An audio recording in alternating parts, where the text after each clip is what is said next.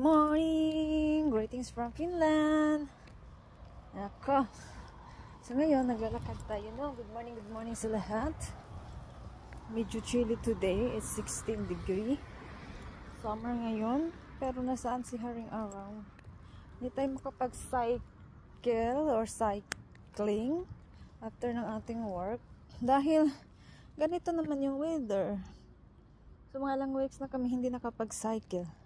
So today, it's so early, mga 6:30 sa morning. So ganito dito sa abroad. Kahit antok na antok ka pa, kailangan mong gumising.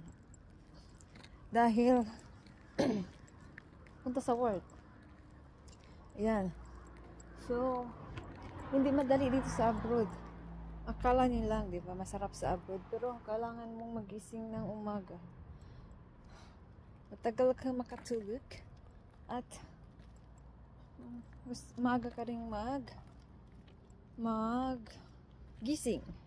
So, ganito ang buhay sa abroad. Hindi madali, no? Buti pa dyan sa Pilipinas, pag gusto tayo gumising. Dito pwede man, pag day off mo. Hindi rin, kasi pag nasanay na yung mata mo, kahit ako gusto kong, during the weekend, kasi weekend na yung aking off.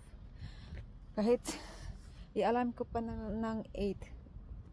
Makagising ako ng 6 or 5. Pero talaga maganda ang tulog ko. Palaging gising-gising ako sa ating gabi.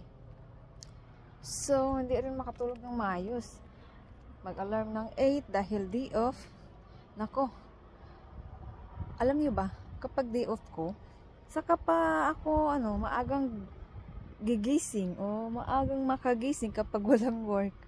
Kapag may work, talagang nakagising naman akong maaga. Pero yung parang antok na